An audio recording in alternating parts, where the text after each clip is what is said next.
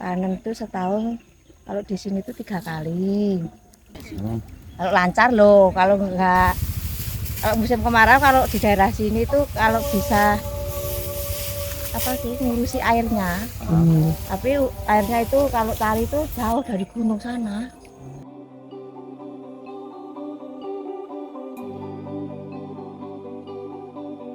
Pokoknya kita harus bersyukur lah. Kita jadi petani kita harus bersyukur.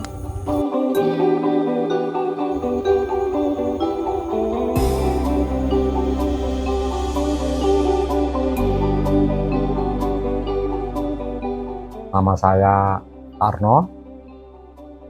Saat ini saya sebagai kepala dusun di Dusun Posorejo, Desa Posorejo, Kecamatan Mepesih, Kabupaten Karanganyar, Jawa Tengah, Indonesia.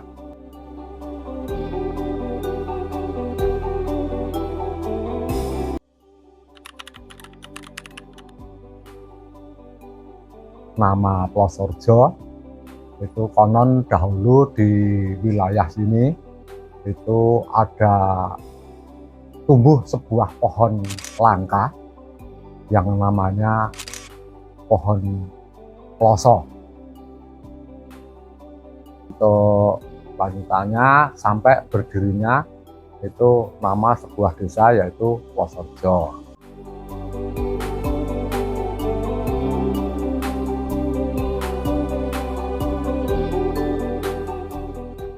Di samping itu, bebarengan dengan sejarah dari kerajaan-kerajaan, itu dulu ada bebarengan dengan runtuhnya Majapahit, itu larinya Brawijaya kelima ke Gunung Lawu. Itu ada salah satu prajurit Majapahit yang ikut lari ke Gunung Lawu itu sampai kesasar di wilayah sini yang konon namanya itu Eyang Plosodrono. Eyang Plosodrono. Nah, dengan adanya legenda dari pohon ploso dan legenda Eyang Plosodrono itu wilayah sini itu dinamakan Desa Posorejo.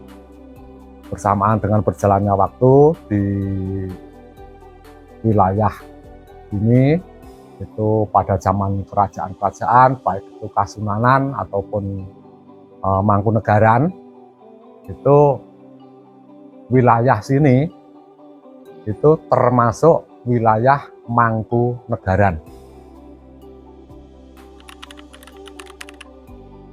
Ada bersih dusun, ada di masing-masing dusun-dusun itu masih ada juga suran, itu yang namanya kebetulan ini bulan Suro.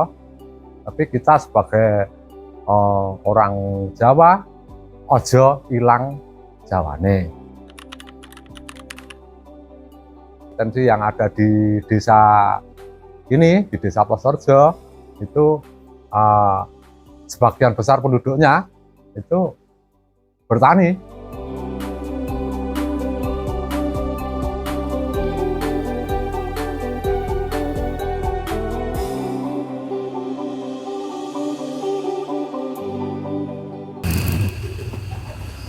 Petani itu kan ada yang berupa perkebunan, terus lahan kering dan lahan basah. Kalau lahan basah itu berupa padi, kalau lahan kering yaitu perkebunan lewat duku, terus matoa, duren gitu. Kalau dari dulu sampai sekarang itu multi skillnya udah ada perubahan. Ya, satu mungkin untuk peningkatan dari segi tanamnya, terus pupuknya, terus segi hasilnya itu melambung meningkat. Karena ada sistem apa ya, urbanisasi. Mungkin dulu kan monoton, sekarang ada sistem baru, koran dalam arti untuk mempersingkat waktu. Mungkin dialasi dengan karung, disobek, dikasih abu. Nah, nanti untuk penuaian untuk tanamnya itu cepat. Kan dulu kan pakai tangan daud gitu. Kalau sekarang udah pakai apa itu sejenis mungkin kresek ya, atau karung, itu tinggal narik semua gitu. Ada peningkatan, jadi mungkin ngikut perkembangan zaman. Terus kita di samping itu pengetahuan kan sekarang banyak lewat dari medsos, terus dari YouTube semua. Nah, itu kita sinkronkan zaman dulu, terus akhirnya kita punya ide untuk mempersingkat biaya juga bisa, waktunya itu mungkin ya itulah, ada peningkatan masalah pengetahuan.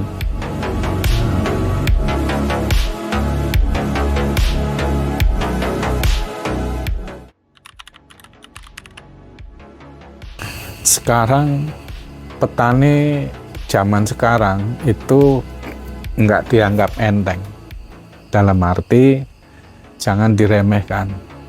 Sekarang petani itu kalau punya lahan mungkin 1 hektar itu minimal bisa kayak ya sekolah. Sekarang kan banyak petani sini yang multi skill, dalam arti bersaing sama mungkin PNS, ya kan?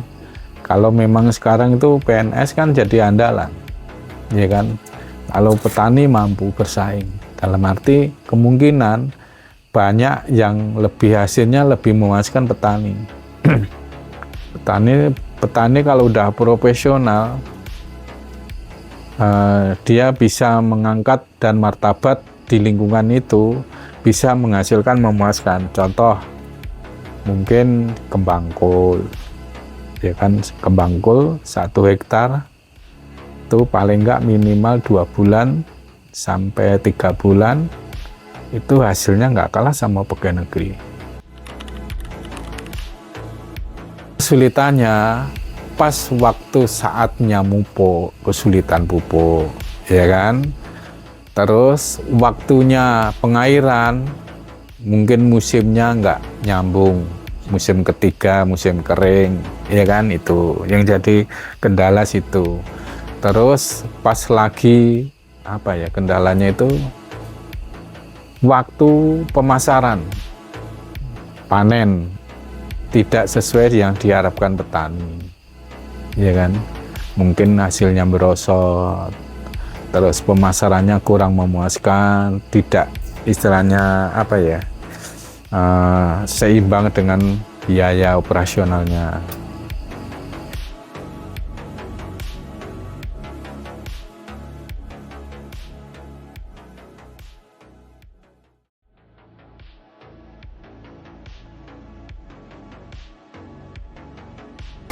Nama saya Hendri Widayati.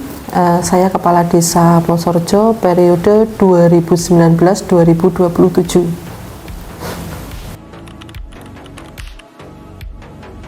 Struktur di Desa Plosorjo itu pertama Kades, Kepala Desa, terus di bawahnya ada Sekretaris Desa.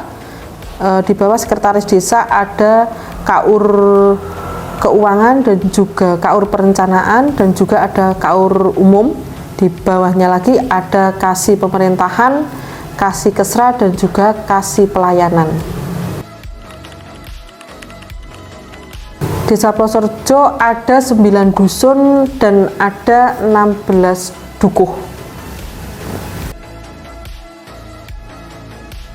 Ada BPD, ada LPMD, ada KPMD, ada PKK desa dan dusun, ada RT RW dan juga ada Karang Taruna. Dan alhamdulillah dari semua lembaga Desa Plosorjo itu bisa bersinergi, saling bekerja sama demi memajukan Desa Plosorjo. Banyak banget, harapan saya itu banyak. Kalau untuk saat ini saya kan periode pertama, dan untuk periode kedua nanti kita belum tahu siapa kepala Desa Plosorjo selanjutnya. Mungkin saya dan juga bisa mungkin orang lain. Kalau harapan saya pribadi, siapapun nanti yang menjadi kepala desa berikutnya, saya berharap Desa Plosorjo bisa lebih maju lagi dan bisa lebih baik dari sekarang. Desa Plosorjo itu masih benar-benar asri, dan sumber daya alamnya juga luar biasa. Di sini juga sebagian besar itu petani, tapi juga kompleks. Ada selain petani juga ada banyak kompleks, ada dokter, ada profesor, ada banyak pokoknya kompleks. Di sini semua ada. Inilah Desa Plosorjo.